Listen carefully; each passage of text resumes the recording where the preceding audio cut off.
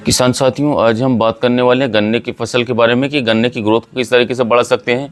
आज के किसान साथियों काफ़ी सस्ता कॉम्बिनेशन आपको बताऊंगा, मात्र 250 रुपये आप खर्च कर लेते हैं तो गन्ने की जो बढ़वार है, गन्ने की जो ग्रोथ है बहुत ही तेज़ी के साथ बढ़ने वाली है। लेकिन गन्ने की फसल आपकी किसान साथियों जो है रोग नहीं लगने चाहिए। यदि रोग लगे हुए हैं तो आप पहले रोग को ठीक कर लें, कीटनाशक को डाल लें, फंजीसाइड डाल लें।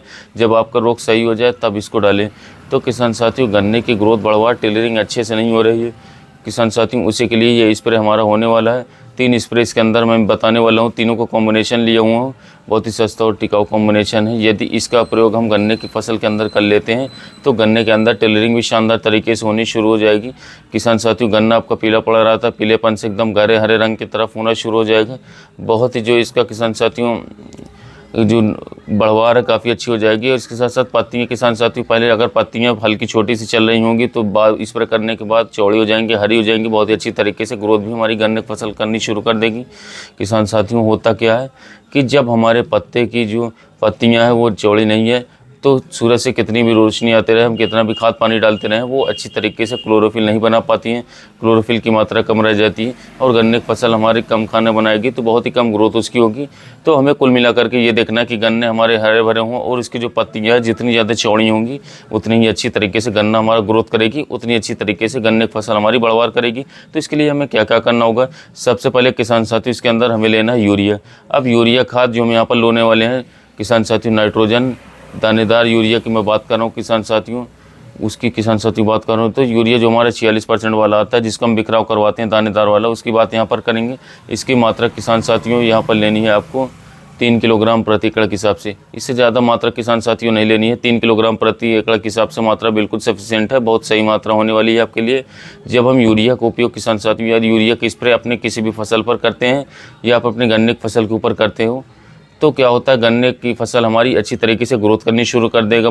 किसान साथियों पत्ते हरे भरे हो जाएंगे। नाइट्रोजन जैसे खेत के अंदर पूरी होती है, गन्ने की फसल हमारी जो होती है किसान साथियों, ये पीलेपन किसान साथियों हटा करके हरेपन की ओर आ जाता है। इसकी बढ़वार भी काफ़ी अच्छी हो जाती है, मोटाई भी बढ़ने लगती है। तो नाइट्रोजन से हमारी फसल को कई सारे फ़ायदे मिल सकते हैं। क्लोरोफिल की मात्रा इससे काफ़ी बढ़ा देता है। गन्ने की फसल बिल्कुल जेड ब्लैक हो जाएगी, हरी भरी हो जाएगी। इसकी मात्रा लेनी है 3 किलोग्राम प्रति एकड़ के हिसाब से। अब जो हमें किसान साथियों इसके साथ सेकंड स्प्रे लेना है कॉम्बिनेशन में, वो लेना है किसान साथियों मैग्नीशियम सल्फेट। अब मैग्नीशियम सल्फेट किसान साथियों, ये मैं किसान साथियों 1 किलो वाले पैकिंग की बात कर रहा हूँ। तो मैग्नीशियम सल्फेट जो हम ले रहे हैं किसान साथियों, इसका हमें क्या करना है, इसका हमें घोल बनाना है बिल्कुल अलग बर्तन के अंदर। एक बर्तन के अंदर आप यूरिया घोल बना लीजिए, दूसरे बर्तन के अंदर आपको मैग्नीशियम सल्फेट का घोल बनाना है। अब मैग्नीशियम सल्फेट से क्या होगा किसान साथियों, तो ये हमारी फसल के अंदर मैग्नीशियम की कमी को पूरा कर देगा। दूसरा इसके अंदर सल्फ़र दिया गया किसान साथियों, तो सल्फ़र की कमी को भी ये पूरा कर देगा। तो मैग्नीशियम और सल्फेट इन दोनों का कॉम्बिनेशन का ये उपयोग हमारे गन्ने की फसल के अंदर हो रहने वाला है।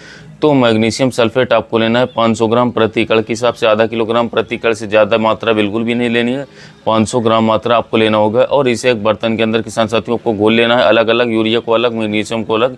तो इससे गन्ने की बढ़वार भी होगी, टिलरिंग भी करेगी। और किसान साथियों गन्ने की जो पीलेपन की समस्या थी वो पीलापन की समस्या भी बिल्कुल ख़त्म हो जाएगी। तो दूसरा रहता है आपका मैग्नीशियम सल्फेट।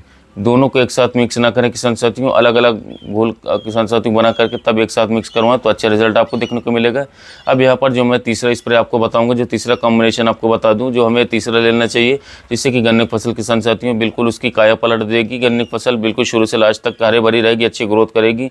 तो इसके लिए किसान साथियों हमें लेना होगा चिलेटेड जिंक। तो चिलेटेड जिंक किसान साथियों हमको लेना होगा 12% वाला, काफ़ी बेस्ट रिजल्ट उसका रहता है।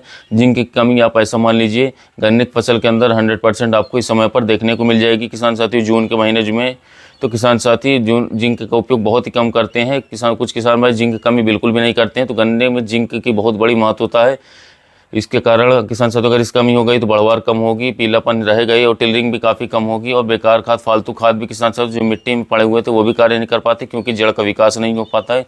तो जैसे जिंक का विकास किसान साथियों, जिंक को हम उपयोग करेंगे तो किसान साथियों सभी प्रकार से गन्ने की फसल में बढ़वार देखने को मिल जाएगी, अच्छा रिजल्ट मिलेगा।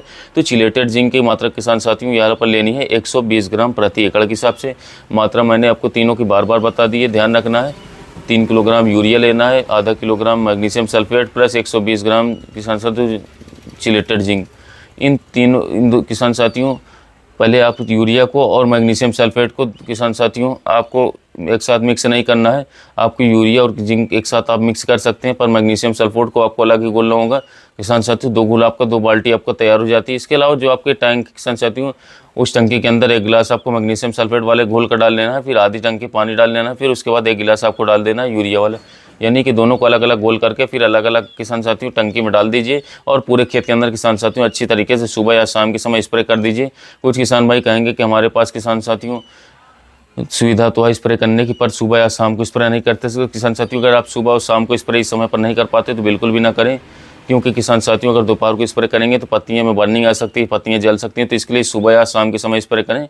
स्प्रे करने के 10 से 12 घंटे के बाद आपको अपने खेत की सिंचाई अवश्य करनी है। गन्ने को पानी अवश्य देना है। अगर आप पानी नहीं देते हैं तो दुनिया का कोई भी स्प्रे कर लीजिए, चाहे जितना ताकतवर हो, जितना महंगा हो, चाहे कीटनाशक, फंगिसाइड, ग्रोथ प्रमोटर का स्प्रे हो, अच्छे रिजल्ट बिल्कुल भी आपको देखने को नहीं मिलेंगे। तो खेत के अंदर नमी होनी बहुत ही ज़्यादा आवश्यक है।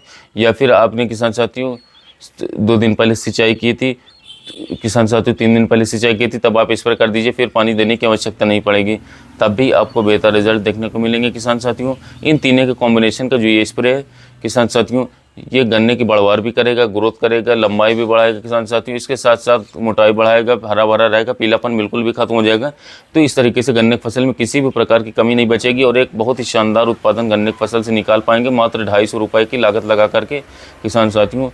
तो पिछले वर्ष के मुकाबले आपको काफ़ी अच्छा रिजल्ट देखने को मिलेगा इस समय पर गन्ने की फसल में। किसान साथी वीडियो अच्छा लगा तो चैनल को सब्सक्राइब कर लीजिएगा, वीडियो को लाइक कर लीजिएगा। मिलते हैं नए वीडियो में नए टॉपिक के